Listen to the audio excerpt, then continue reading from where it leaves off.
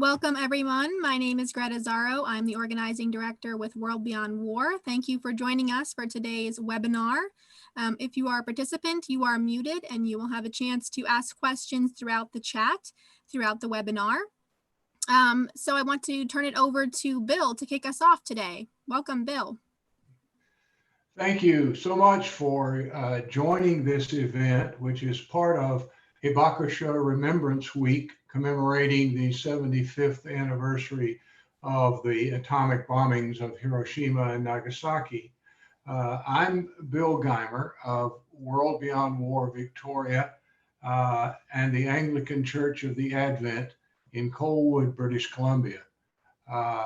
And I am reminded and appreciate from the chat box that to remind you that we who are presenting as part of the program this morning gather on the unceded territory of the Lekwungen speaking people, and we gather in gratitude for their stewardship of the land, the animals, and the water. I am now pleased to introduce Mr. Tsugio Kurushima, who is president of the Victoria Nikkei Cultural Society, to offer a few words of welcome. Thank you, Bill. It's an honor to open this webinar with such distinguished participants. On August 6, 1945, the United States used the first atomic weapon on Hiroshima, Japan. 3 days later, the United States struck again, this time on Nagasaki. Over 200,000 people, including women and children, were killed by these two bombs. In the Hiroshima bombing, 2/3 of the city was destroyed. Within 3 miles of the explosion, 60,000 of the 90,000 buildings were demolished. Clay roof tiles melted together. Shadows became imprinted on buildings and other hard surfaces. Metal and stone melted, and people were vaporized. Of the estimated 350,000 people living in Hiroshima at that time, approximately 70,000 died immediately from the explosion, and another 70,000 died from the radiation within 5 years. Almost all the victims were civilians, including some of my relatives. The justification for the bombing was that it saved millions of lives by bringing the war to a quick end. However, many authoritative figures, such as General and later President Eisenhower and General McCarthy, dispute that claim. By 1945, Japan had already been militarily defeated. Almost nothing was left of the once mighty Japanese Imperial Navy, and the Japanese Air Force had all but been totally destroyed. Many believed that Japan would have surrendered by the fall of 1945 without the dropping of the atomic bombs and without an invasion of Japan. Hiroshima and Nagasaki were chosen as bombing targets, not for the military value, but for their shock and awe value. The Americans wanted to shock the Japanese leader into accepting an unconditional surrender. For me, the dropping of the atomic bombs on Hiroshima and Nagasaki are events that we should remember, not only for the tens of thousands of civilians that I think were needlessly killed, but also for the fact that this event started the nuclear arms race. These bombings should remain a constant reminder of the devastating, destructive power that nuclear weapons possess, and the reasons why we should try to eliminate all nuclear weapons. In closing, I'd like to commend the organizers for holding this event to honor the victims of the Hiroshima and Nagasaki atomic bombings and to remind us of the continued need for nuclear disarmament and world peace. Thank you. 75 years ago, the first atomic bombs were used in war, as Tsugio has said. We are here to commemorate those who died in the bomb and also those who survived, but with terrible effects, and also for those of us in the rest of the world who've been profoundly affected. Then we'll talk about the current state of nuclear weapons, and finally we'll talk about what we can do now. Second World War lasted from 1939 to 1945, and it left 50 million people dead. By August of 1945, The war in Europe was over, and Japan was nearing defeat. The Soviets entered the war against Japan, and the United States dropped atomic bombs on Hiroshima and 3 days later on Nagasaki. Before this time, the world had already seen the Blitz of London, the firebombing of Coventry, Dresden, and Tokyo, but the effects of radiation and the total elimination of a city had never been seen. The world continues to be held hostage by 9 countries that refuse to give up their nuclear weapons 75 years later.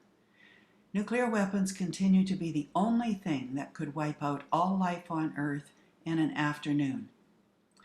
Viktor Frankl was a prisoner in the death camp at Auschwitz, and he wrote, "Since Auschwitz, we know what man is capable of, and since Hiroshima, we know what is at stake."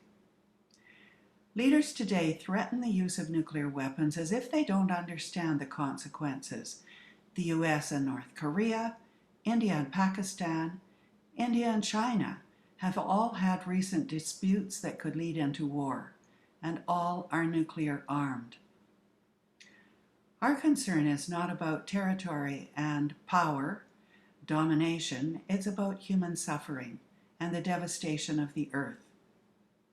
Hiroshima was a city of about 350,000 people, and at 8:15 in the morning, a blinding flash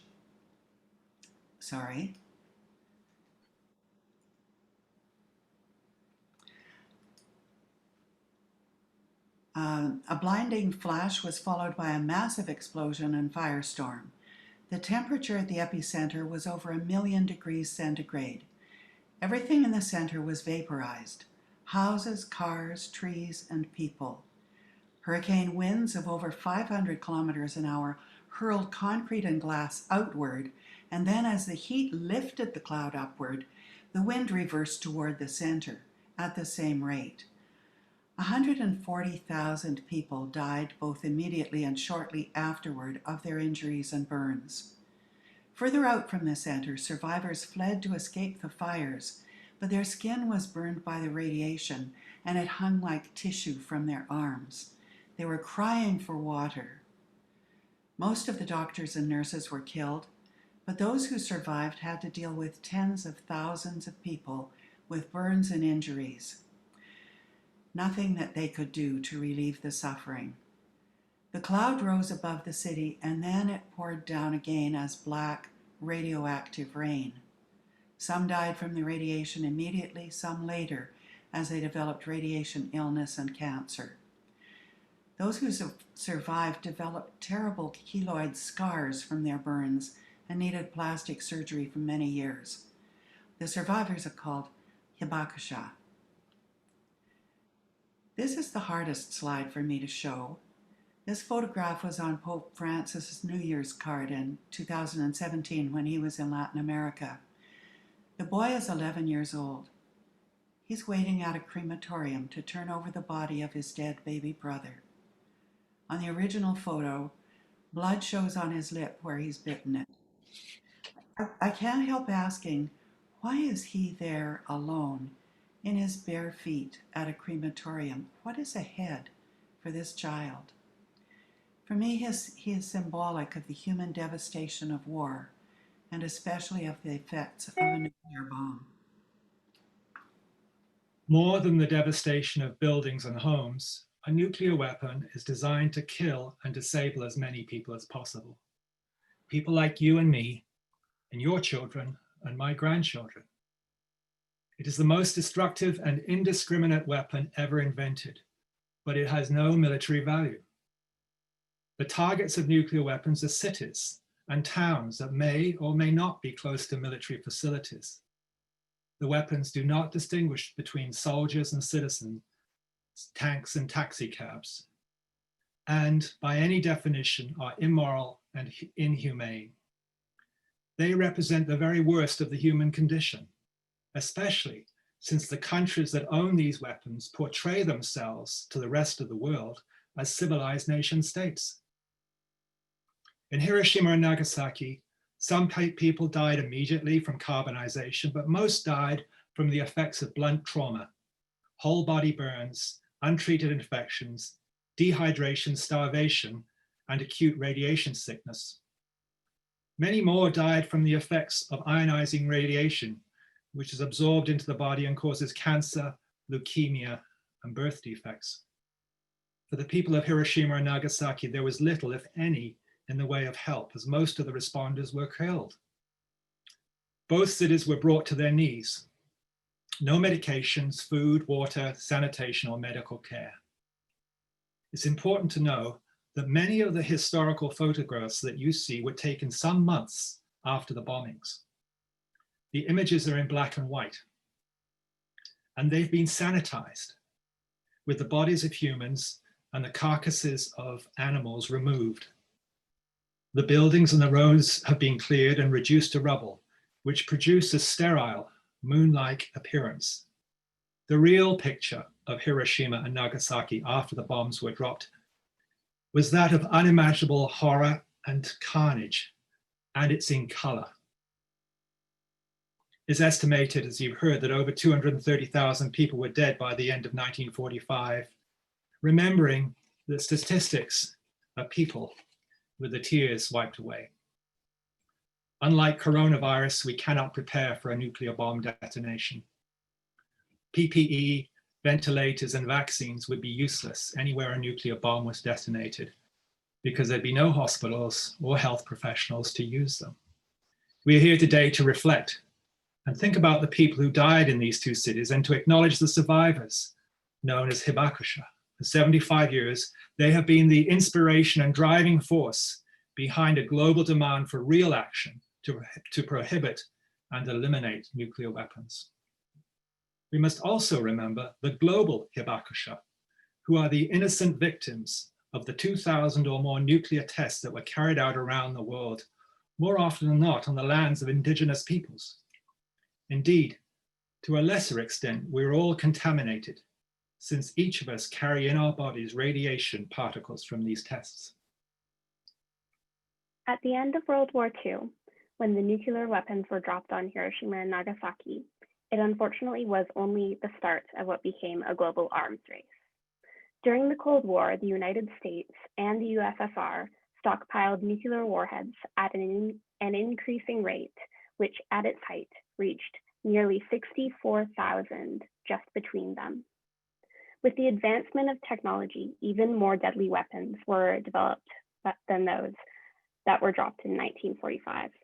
The Tsar Bomba, developed by the USSR in 1961, was over 1,500 times larger and more deadly than the bombs dropped on Hiroshima and Nagasaki combined. With the constant advancement and accumulation of these weapons, states were preparing for a nuclear war, which to this day has no moral value or possible humanitarian response. With the continuation of these weapons, there was a continuation of nuclear testing, which output tons of radiation into the environment where nations were doing said testing.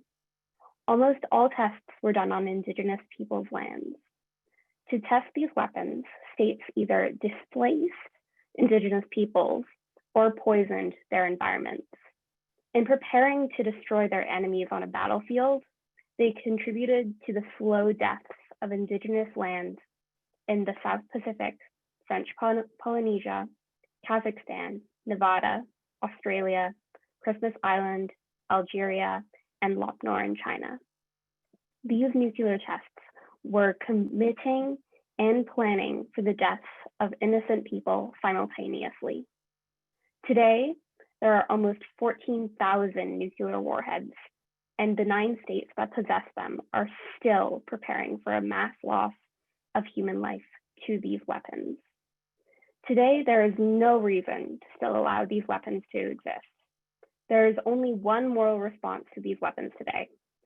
That is what the Hibakusha around the world have been saying now for 75 years. Never again will we allow another Hiroshima or Nagasaki. The Bulletin of the Atomic Scientists tracks on a 24-hour clock how close we are to midnight, doomsday, the end of humanity. Through the Cold War, we were at the closest 2 minutes away, 11:58 p.m. In January 2020, we were 100 seconds away, the closest we have ever been to midnight in the history of the bulletin. Nuclear weapons are only a part of this calculation. However, the threat of nuclear weapons is something that we can get rid of, and it's something we need to get rid of. In 1945, when the UN was established, disarming nuclear weapons was the very first agenda item in the General Assembly. 75 years later, we need to finally ban the bomb that will continue to kill if not disarmed. Just as the photos of Hiroshima and Nagasaki were sanitized, so too are the policies of countries that possess these weapons. Words like deterrence, national security, and strategic interests are used to gloss over the reality of what would actually happen to people in the event of a nuclear war. These policies have created a false sense of safety and have been misrepresented as being essential for maintaining global peace. An illusion has been created that the world is safe and secure so long as we keep these nuclear weapons and that we are prepared to use them. We know that nuclear weapons threaten the very survival of human and planetary life. After years of listening to the whitewashed language of the nuclear weapon states, humanitarian groups, civil society organizations, like-minded countries, and the Hibakusha joined together in 2007 to launch the international campaign to abolish nuclear weapons, known as ICAN. Knowing that in the event of a nuclear war, no humanitarian response would be available, a truly historic event occurred at the United Nations in 2017. 122 nations voted to adopt the Treaty for the Prohibition of Nuclear Weapons, known as the Ban Treaty. Under the terms of the treaty, nations are prohibited from developing, testing, producing, manufacturing, transferring, stockpiling, using, or even threatening to use nuclear weapons, or allowing them to be stationed on their territory. For this outstanding achievement, ICAN was awarded the Nobel Peace Prize. The treaty was opposed by states with nuclear weapons and countries like Canada that live in the shadow of these states. But it's clear that before too long, the treaty will be ratified and will become international law. The introduction to the treaty is remarkable in many ways in that it contains strong humanitarian language. It highlights the fact that Indigenous people, women, and children are especially vulnerable to the effects of ionizing radiation and calls for the remediation of the lands where nuclear testing was performed. It also calls for countries to provide assistance to those who have suffered as a result of nuclear weapons. The ban establishes a new normal and stigmatizes nuclear weapon ownership as immoral, and it will become illegal under international humanitarian law. It provides a pathway towards the eventual elimination of nuclear weapons and comes at a time when the world faces a growing list of existential threats. Nuclear weapons are made by humans and we can unmake them. If world leaders truly want to step up and be on the right side of history, this is their chance to do so.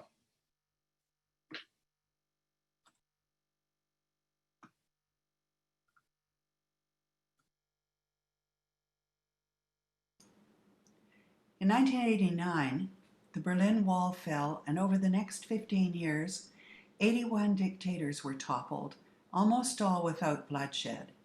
100 wars quietly ended, and major wars and genocides dropped by 90%, 90%. The world began to turn away from war, and we began to see the rise of ordinary people taking action. Ordinary people, we are ordinary people taking action. We are civil society. In a healthy, functioning country, government, the economy, and civil society must all be strong.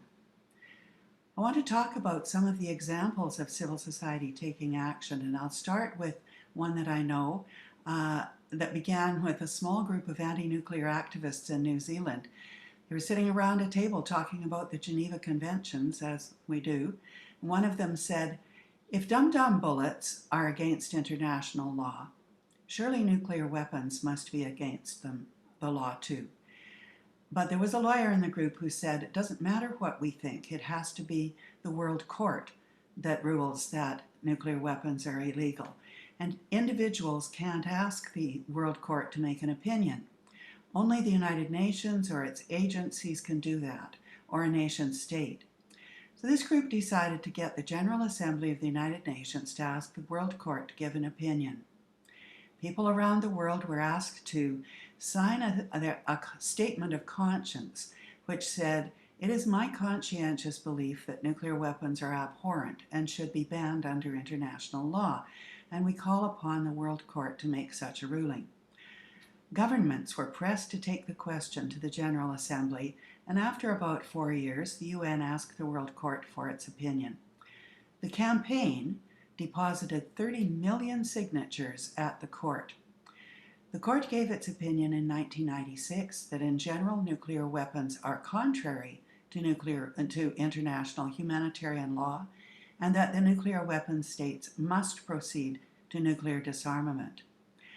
Second example of a success of civil society is the Campaign to Ban Landmines.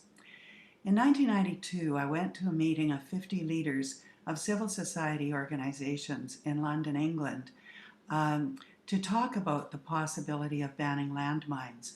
I was representing the International Physicians for the Prevention of Nuclear War.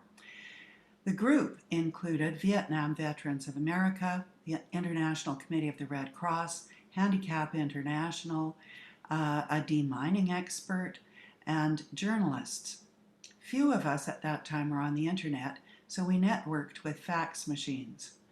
Over the next 4 years, the campaign came to involve Canadian Foreign Minister Lloyd Axworthy and also Princess Diana. Lloyd Axworthy called a meeting of like-minded states to come to Ottawa to discuss a possible landmines treaty, and a year later, in 1997, the treaty was signed in Ottawa. It was one of the first examples of civil society and government partnering to bring about a treaty change. Civil society supported the campaign to establish the International Criminal Court, which came into being in 2002. So for the first time, leaders who were committing war crimes or crimes against humanity can now be held personally accountable. Since the founding of the ICC, some 65 criminals have been convicted and jailed by the court, and some have died. Another amazing campaign by civil society is not to do with peace, but is the World Action to Eliminate Polio. Rotary International took on this enormous challenge, and they raised and contributed $5 billion to the global campaign. This campaign has succeeded in eliminating polio in all but 2 areas of the world.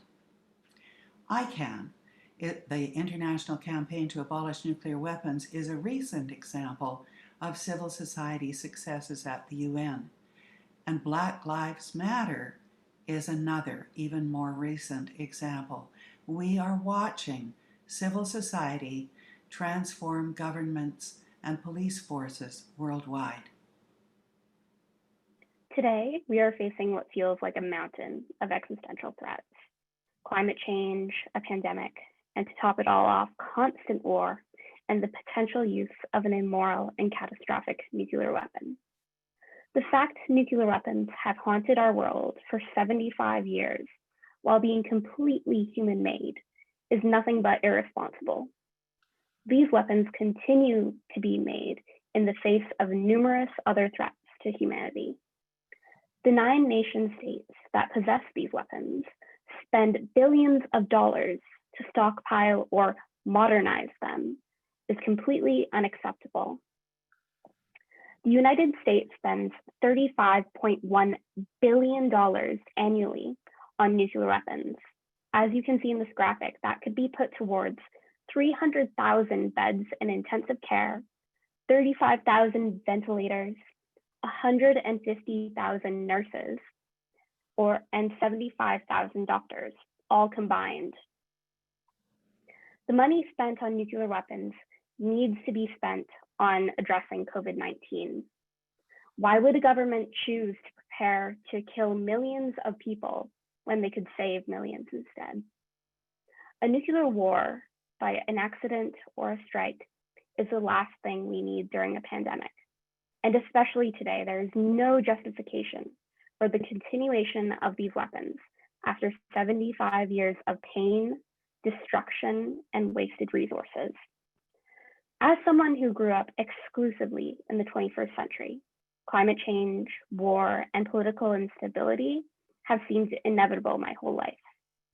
I always thought that these threats were something that the government was doing their best to manage, to ensure my generation's longevity. When I found out how states fund and profit off of a weapon that would lead to an inevitable destruction and loss of human life, I was furious. With all the other threats posing my generation, global warming, racial injustice, rampant militarism, and now a global pandemic, the government is actively working to continue creating and aiding countries to stockpile these weapons. This behavior from a state is against all moral reasoning and why we work towards making these weapons a thing of the past. Nuclear weapons, war, racial injustice, and climate change all pose threats to recovering from a pandemic. Maintaining public health today requires moving government money from war and weapons of mass destruction to the issues facing society for the benefit of greater public health.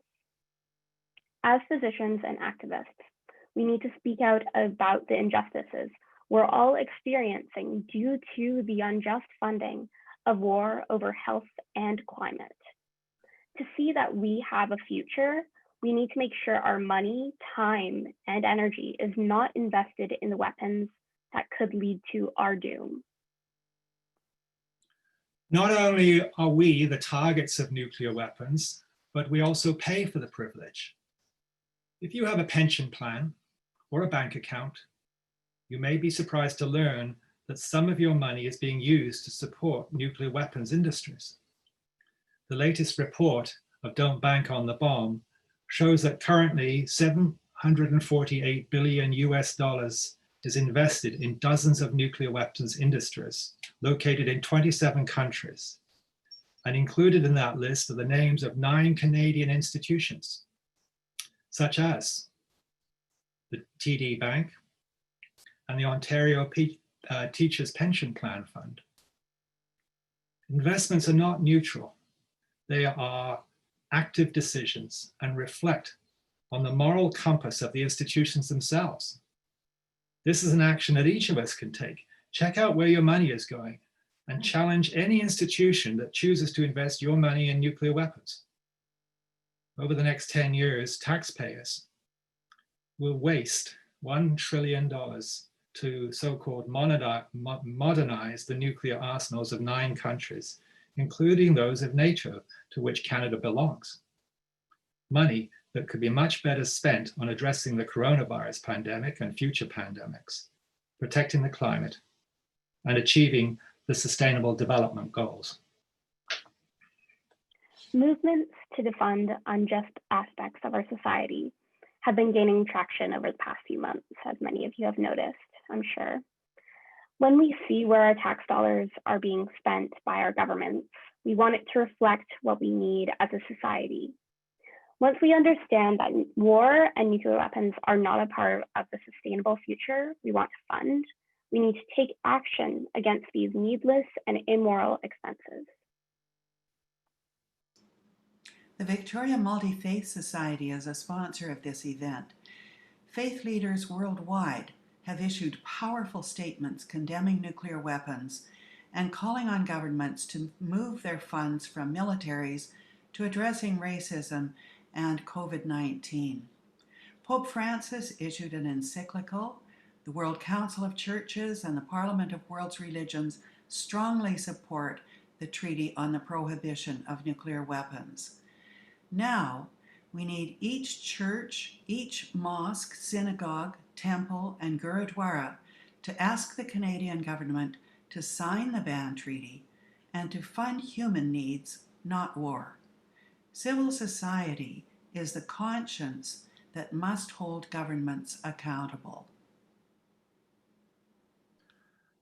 Although the ban treaty has been adopted and is well on its way to being ratified, none of the countries that possess nuclear weapons were involved in the negotiations.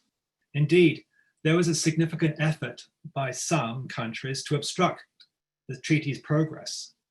Countries that are members of NATO, such as Canada, stood on the sidelines, and they are still standing there, waiting for history to pass them by. However, there has been a global call from cities and towns to support the ban treaty, as people realize that nuclear weapons are pointed at them. Cities such as Paris, Washington, Toronto, Victoria, North Saanich, and Souk have signed and endorsed the city's appeal. Each municipality pledges not to use, develop, or manufacture nuclear weapons consistent with the terms of the ban treaty. This is another strong action that any town or city can take and gives local citizens and their politicians an opportunity to stand up and speak out for a safer and more peaceful world. Now we are going to make an ask of everyone watching today and on August 9th. Tomorrow, or even this evening, you're going to do these three things. Number one, write a letter to your local MP asking them to ask Canada to sign onto the TPNW. The more we demand this happens, the more our government will feel the pressure to join the 43 other states that already have signed and ratified this historic treaty. Number two, look into where you are invested. As Jonathan mentioned, visit don'tbankonthebomb.com and see if your bank invests in nuclear weapons. If they do, consider writing to them or switching banks to let them know this does not stand.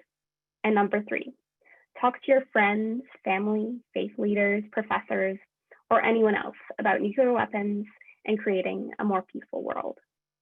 By asking you to do these three little things, which are explained in more detail in the resource package that Mary-Wynne is kindly providing, you can help us in making nuclear weapons a thing of the past 75 years and not the coming ones.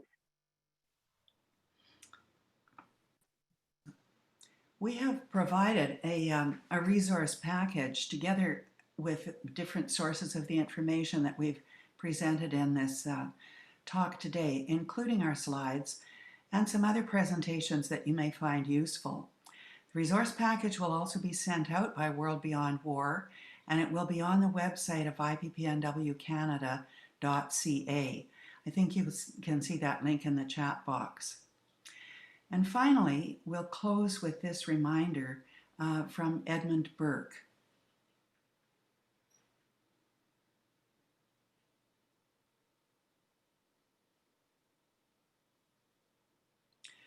All that is needed for evil to triumph is that good people do nothing.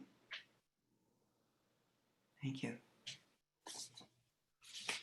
As we move now to questions and answers for the presenters whom we thank so much. You've seen their qualifications. We spent the time today with what they had to say, and thank goodness we did. I want to highlight part of what Mary-Wynne said about this campaign. Bells for Peace is a unique example of cooperation between faith communities and peace groups. And as a member of both communities, that really gladdens my heart. And I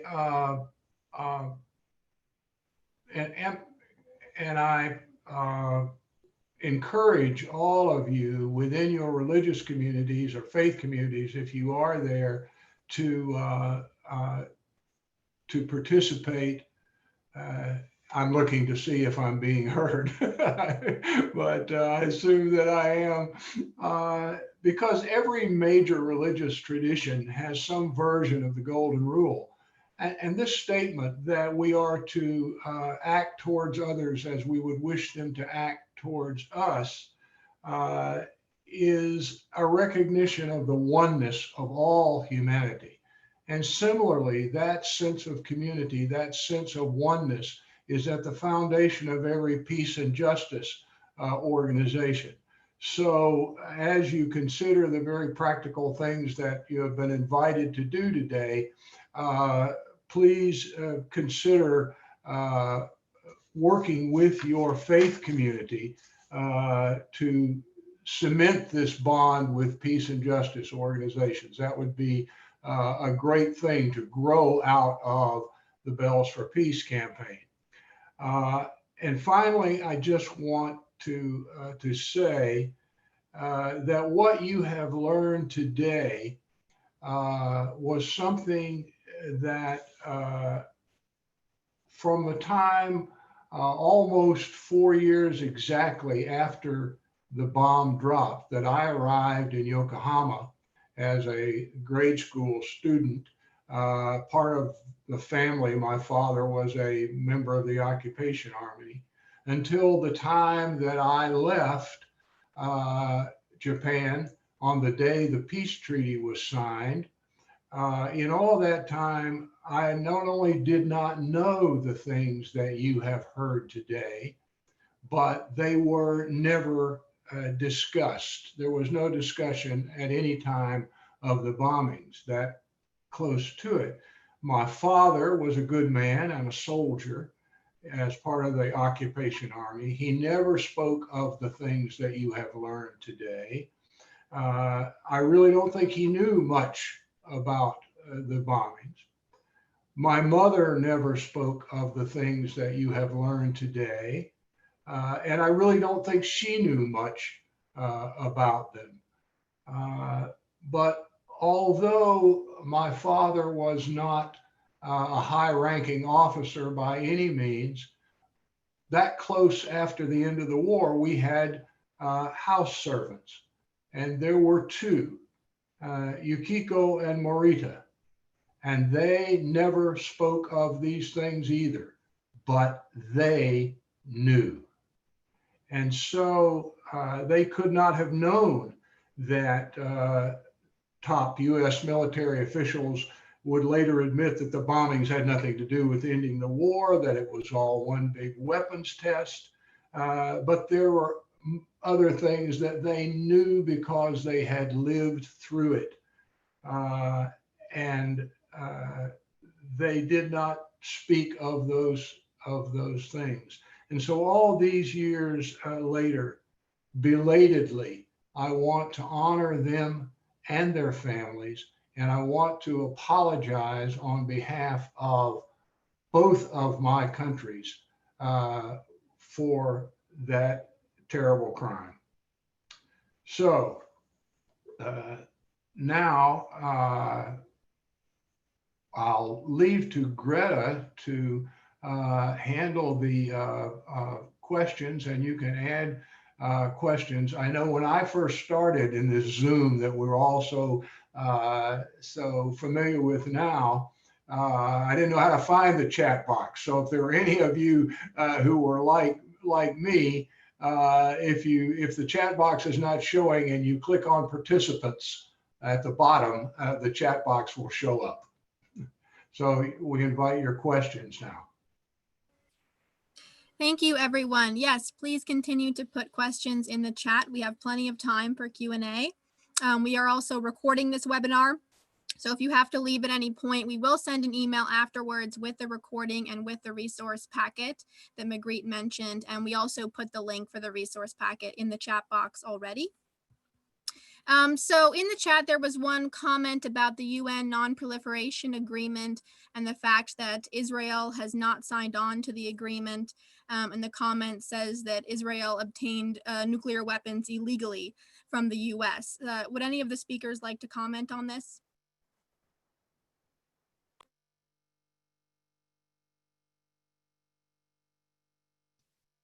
Mary-Wynne, would you like to comment on that? I've got a couple of thoughts. Israel does not either confirm or deny that it's got nuclear weapons, but it's very clear that they have. And certainly the reference is an authoritative one. Having any weapons of mass destruction in the Middle East is a terrible threat to not just that whole area, but to the world, because it's such a fragile, unstable situation in so many different directions. Jonathan, you go ahead. Yeah, I just want to talk a little bit about nuclear weapons-free zones, because the Non-Proliferation Treaty, the NPT, which was adopted in 1970, calls upon those countries that own nuclear weapons in good faith to negotiate for their removal and elimination. And for those countries that did not possess nuclear weapons, not to acquire them. So there was a kind of an agreement, that an understanding that that the nuclear weapon states would move towards the eventual elimination of nuclear weapons, and negotiations would be undertaken in good faith. One of the reasons why the Ban Treaty has come to the point where it's nearly ratified is because those promises were not kept by the nuclear weapon states. And so every few years, every 5 years, they have review conferences. And one of the most recent ones, the call for a nuclear weapons-free zone in the Middle East was called for. And there was no consensus on that final agreement. So I think Israel's possession of nuclear weapons is clear, and there seems to be an unraveling of treaties, whether it's the Iran nuclear deal, which has been basically rolled back. There have been several, the INF treaty, which was negotiated by President Reagan and Mikhail Gorbachev in Reykjavik. That has been rolled back, and we're very close to having the New START treaty, which is due for re-extension coming up next year. That too may be rolled back as well. So we're very, very close to having no major agreements around the NPT, a call for the eventual elimination. So I think I think one of the reasons why we're at 100 seconds is because of this gradually. It's like the layers of an onion, the gradually being peeled away to the point where we are unable to have any movement. I think the Ban Treaty, by the way, it's going to be probably fully ratified by certainly the end of this year. Where it requires 50 countries to become to fully ratify. We're now at 43. 3 countries signed today, and so we're very close.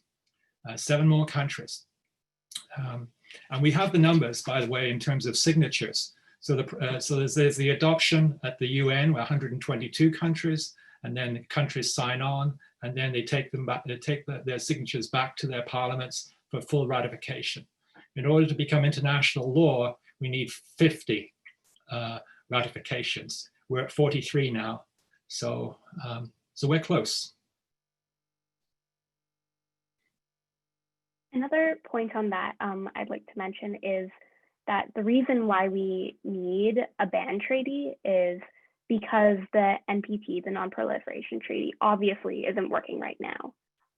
As Jonathan mentioned, and as the question suggests, Israel having nuclear weapons and not being party to the NPT, along with issues arising in the Middle East, especially with the Iran nuclear deal, the JCPOA, it makes global threats and global threats to security so easily able to happen. So what we need from the TPNW, the Treaty on the Prohibition of Nuclear Weapons, would essentially eliminate these global security threats. I see that someone has asked the question, once the ban becomes international humanitarian law, where will offenders be liable to be prosecuted? And a second part, do non-governmental officials like in industry or banks also become liable to prosecution? I'm not a lawyer, but what the problem is going to be is that the treaty will be signed and will come and ratified and come into effect as international law, but there will be countries that will not be party to the treaty unless their own law says that international treaties trump, if you'll pardon that word, trump the national ones, in which case they will be bound by it. And Britain was in that circumstance. I'm not sure if they still are. But if the treaty becomes law, what will happen is that public opinion will shift to say, these are horrendous weapons, and the countries that continue to hold on to them are not to be admired, are not to be given privileges, should not have the seats on the Security Council, the permanent seats on the Security Council, and they will be regarded as rogue nations rather than as leaders in the world. So that's the first thing, is that it will stigmatize those countries, and gradually they will begin to break away.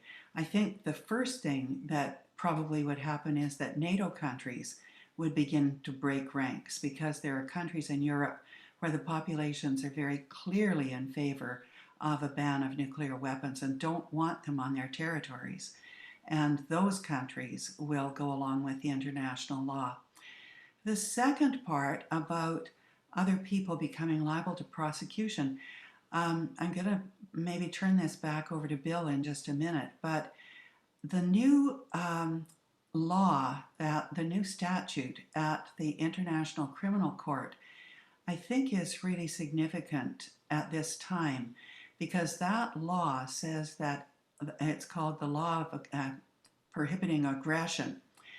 And that law says that a country that commits an act of aggression in another country, that leader is personally accountable.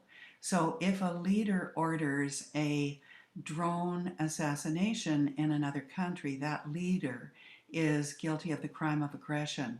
And a country that is party to the International Criminal Court can bring a charge against that leader.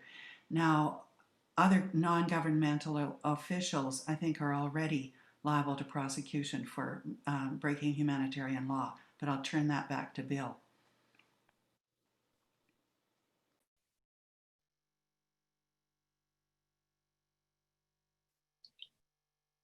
Wanted to unmute. Sorry, the only thing I would comment on that, of course, is the sad fact that the biggest offender, the United States, and it does not recognize the International Criminal Court or much of international law at all, for that matter.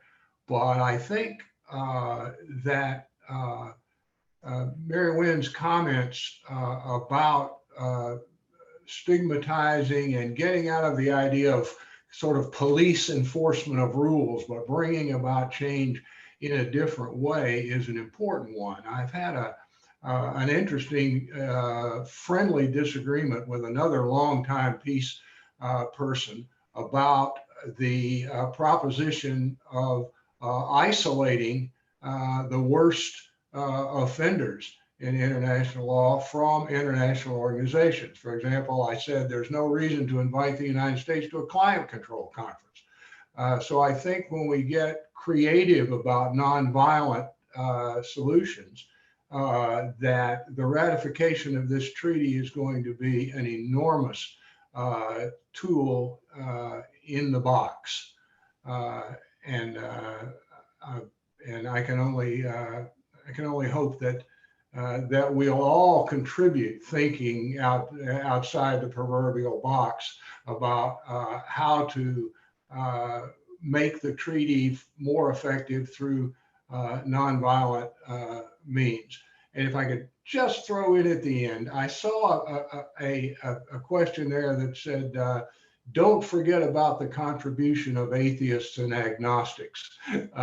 And I have to say that that is what makes this cooperation even more meaningful in Bells for Peace, because some of the greatest peace work I have ever seen done hand in hand has been done with people who would never darken the door of a church. I can promise you that. But there's no reason that all of us can't work together, because the oneness of humanity is what unites us. Thank you, everyone. We have lots more questions, so we'll try to get to them all. The next question is about what happens to the weapons themselves if we do pass this ban and make it international law.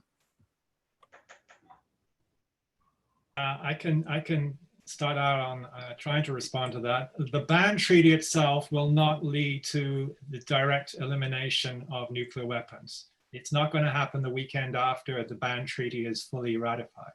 I think it's an important recognition. This is a process, an important step on the road towards the elimination.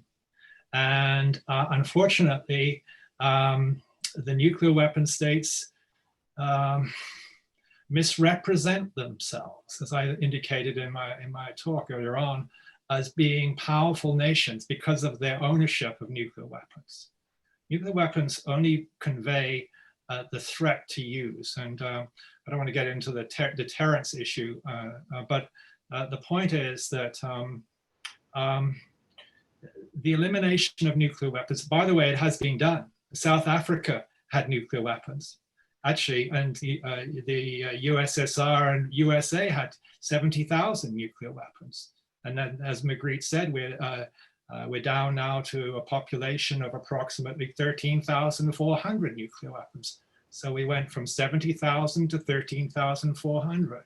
A lot of the material, actually, a lot of the Russian nuclear material was then transferred to the United States and used in nuclear power plants. So it is very reasonable, as we've said, that the weapons are man-made, and we have the wherewithal to unmake them and store them and supervise. And I think this is a process, but we have to start, because if we don't start,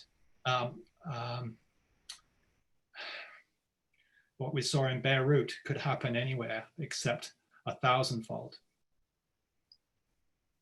I think looking at those images in Lebanon, I must say, it sent shivers down my spine thinking about how close it was to the day, and on August the 9th. And yeah, so we must start. There's no option. We must. So that's what I have to say about that.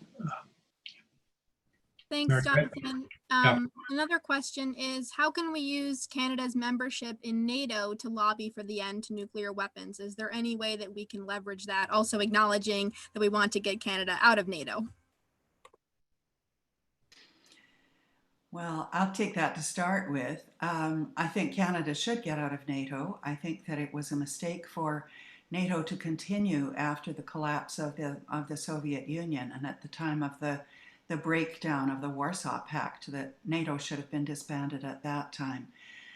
I know from Douglas Roche, our former ambassador and senator, that certainly he's been asking NATO to change its policy of being able to use nuclear weapons first in the event of conflict. He's been trying for, I guess, for all of his life to get that changed. And he says that they just absolutely dismiss it. So I think that the thing comes to the public to say, we don't accept this. And by calling for the end of NATO, we're actually saying to our government, if you can't change NATO, then get out of it. And that is making a kind of a statement to the government that the public will not tolerate this ridiculous position any longer. And particularly if the ban treaty goes through this year and we say it's against international law, why are we in NATO, which is promoting something that is against international law? That makes a very strong case. It's still, in the end, going to come back to us, which means it still comes back to hard work. There is an intermediate proposal that I have offered. Short of getting out of NATO, but putting our government, the Canadian government, in a pretty difficult position where they ought to be, because NATO as policy, as Mary-Wynne has said, is flatly in violation of the Nuclear Non-Proliferation Treaty of 1970, which almost every nation signed. And what I've proposed is this. Article 12 of the NATO Charter itself allows any member country to convene a meeting of all the members of NATO.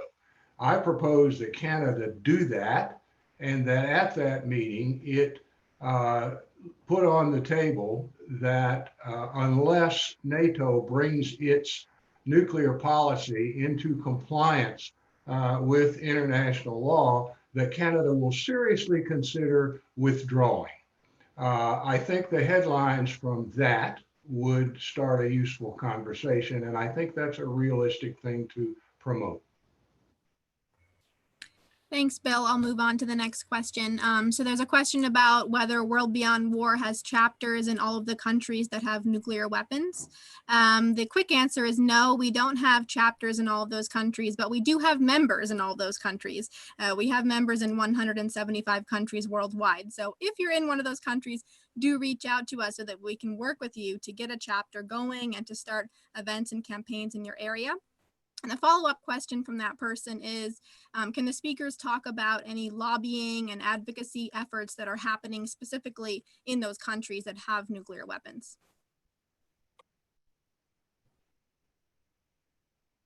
Well, I'll talk a bit about North Korea. Several delegations have gone from the International Physicians for the Prevention of Nuclear War to North Korea. I was on 2 of them, and in fact, I led them in, 1999 and 2000. And then when we were supposed to go back, of course, it was 9/11, and we weren't welcome and we weren't willing to go either. But since then, IPPNW has been going into North Korea and speaking. We speak particularly to doctors, but when you go to give a talk in North Korea, you don't actually know who is in the audience, and that they are most likely government officials, which is really good. It's a good thing to speak to doctors, but it's also really good to speak to officials who might have some kind of an impact. So that's where we are so far.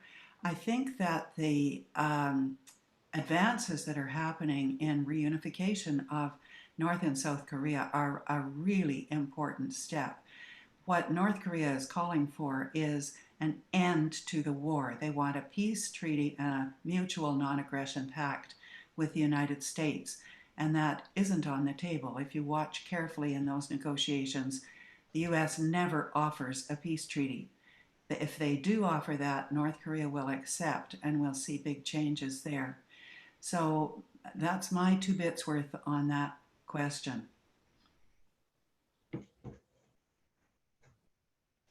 Yeah, just a comment. In his book Perestroika, Mikhail Gorbachev talked about what influenced him to change his mind in terms of nuclear weapons. And he, as you know, changed his mind around nuclear weapons. And he signed the INF Treaty with Ronald Reagan in Reykjavik. And he cited 2 major influences. The first was the letters he received from thousands of children around the world. And the second influence was the meetings he had with physicians from nuclear weapons countries like the United States, Britain, and the impact that it had on him. And he said that no nuclear war should ever be fought. And so I think we do have power. And I think physicians groups are established in all of the nuclear weapons countries, apart from North Korea. And I think physicians groups are part of civil society. We're obviously at the medical component of civil society, but we all have a role to play in this, and because we are targets. And I think whether we are Whether you're a mayor or whether we're a physician or a teacher, we have a responsibility to stand up and speak out, because if we don't do it, our politicians aren't going to do it. So we need to push them. We need to nudge them.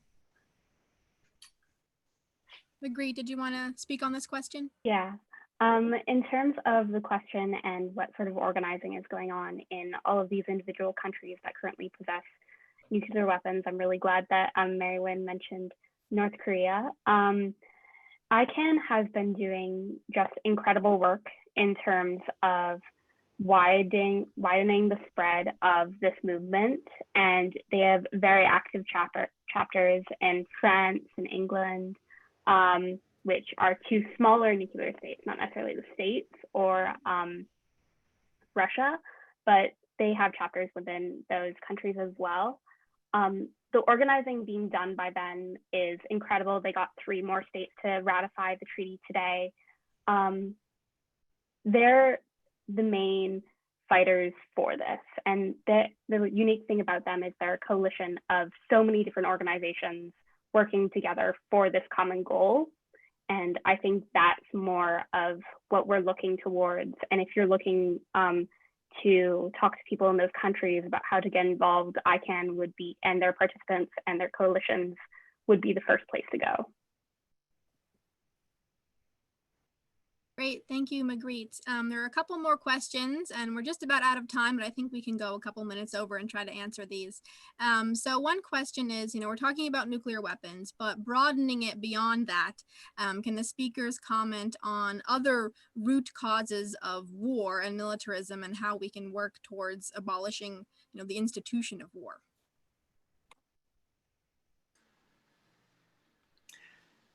One of the things is the leaders that we elect and their attitude toward domination of other countries by force. We continue to elect those people because we think they're strong, and that's a big mistake. It's very hard for us to try to blunt that once those people are elected. And I think that this crime of aggression is really a big step in the right direction, because a leader who threatens the use of nuclear weapons is also guilty of aggression. Aggression is the threat or use. So that's one thing. People don't know about this new statute because it only came into effect in 2017. So it's not really very popularly in people's imagination and awareness. There's a wonderful book by Noah Weisbord, who's a Canadian law professor. It's called The Crime of Aggression, and it addresses all of these issues, and he's a terrific writer. Honestly, I can't say that law is one of my great interests, but this book was just gripping to read because he describes how that law actually got passed by the International Criminal Court. So I see that as one very hopeful thing. I think it is the leaders who foment hatred. They use hate speech. They encourage people to be divided instead of unified. And I think we need to stand up against that.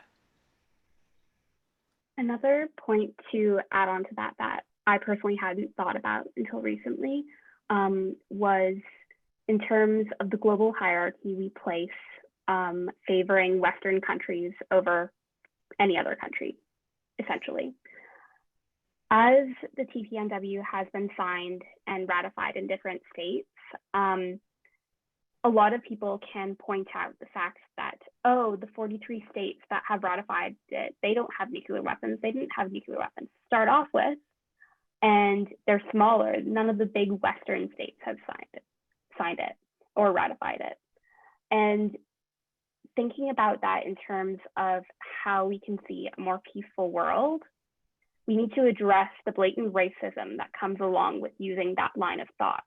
By valuing bigger and more valued Western countries over others, we're enforcing international hierarchy that has to do with imperialism and white supremacy.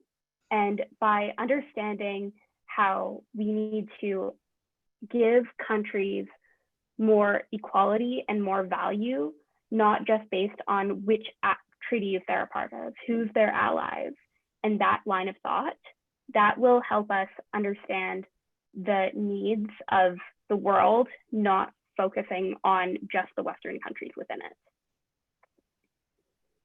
If we think that these issues are not connected that we've discussed today, remember Mackenzie King, when he got word of the bombing on August 6th, he wrote in his diary that it sure was a good thing that the bomb wasn't dropped on white people.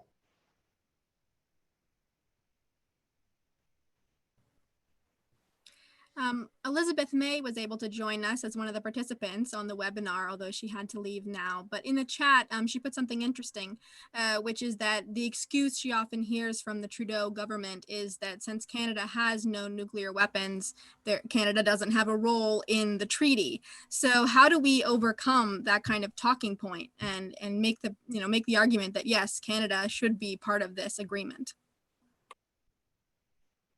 First of all, Canada is part of NATO, and so it's very hypocritical.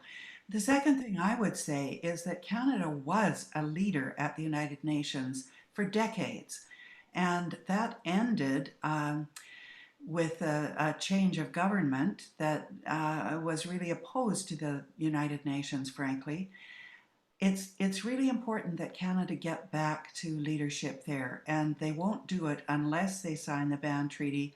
They want to be part of the Security Council, but the other countries don't trust Canada anymore because we've not taken a strong position against the nuclear weapon states, particularly the US. So I think that's what we need to call on Canada to do, is reclaim our position of being the honest broker. Yeah, and I think as Satsuko Thurlow points out in her Globe and Mail article, historically Canada has a huge responsibility in the development of nuclear weapons. I mean, the uranium came from Canada, both for the bombs that were dropped on Hiroshima and Nagasaki, and for the processing of uranium into plutonium for the ongoing testing.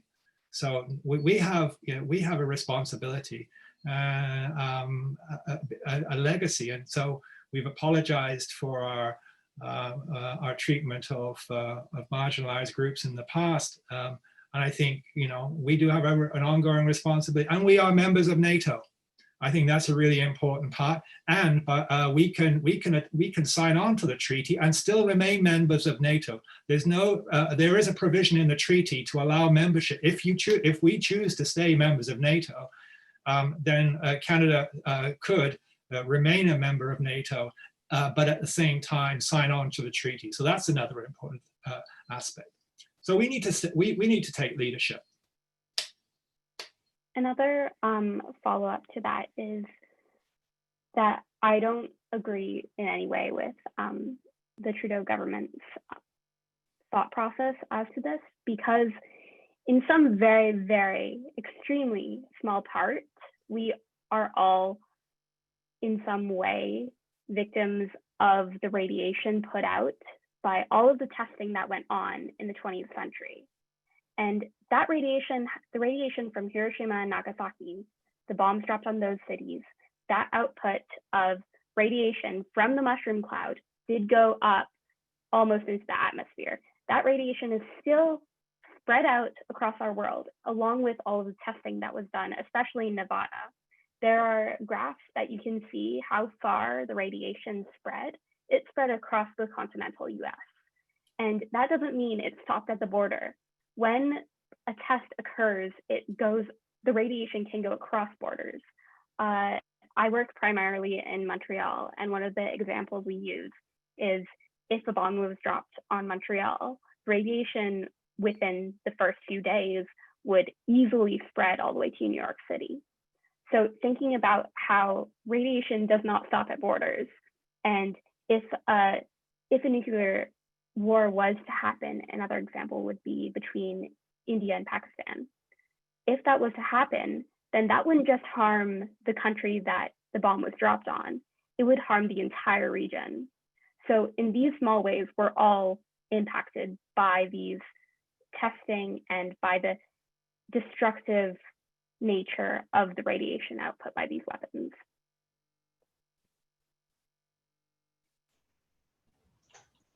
Thank you to all of our speakers for joining us today and all of the participants. This has been a really, really powerful and informative webinar. We will send the link to the recording afterwards in an email to all of the registrants, as well as a link to the resource packet. So as we wrap up, Bill or any of the speakers, do you have any last words? I'd just like to say one thing that we haven't mentioned, and that is reform of the United Nations. And I just want people to know that there is tremendous ferment right now in civil society talking about reforming the United Nations to change the power of the Security Council and to make the UN accountable to people, not just to nations. So that's a sign of hope that I turn to. I'd like to just put in a plug for the Bells of Peace initiative. And this morning we had a little ceremony at the Morioka Friendship Bell on David Foster Walkway at 8:15 a.m. And we're going to do the same thing on Sunday, August 9th at 11:50 a.m. We'll ring the bell and have a minute of silence to honor those dead and to pray for world peace. So if you, for those of you living in Victoria, if you have the time, come down at around 11:40. It'll be a brief ceremony and participate in the Bells for Peace. Thank you. Thank you very much. Bye-bye, everyone.